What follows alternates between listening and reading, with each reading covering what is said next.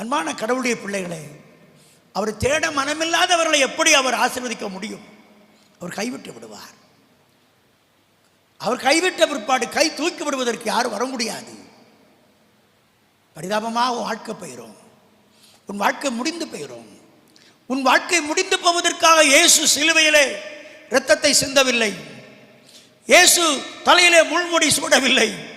இயேசு எருசலேம் வீதிகளிலே பாரமான சிலுவை தூக்கி கொண்டு போகவில்லை.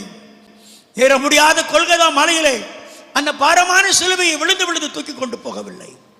உன்னை ஆசீர்வதிக்க வேண்டும், உன்னை உயர்த்த வேண்டும், நீ மேன்மையாக வாழ வேண்டும் என்றுதான் அந்த பாடுகளை அவர் பட்டிருக்கின்றார்.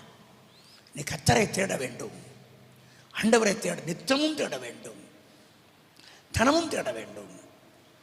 தேவனுக்கு பிரியமில்லாத பாவ பழக்க வழக்கங்களை செய்து கொண்டு ஆண்டவரை தேடாமல் நீ போகும் பொழுது உன் வாழ்க்கை பரிதாபமாக முடிந்து போய்விடும்.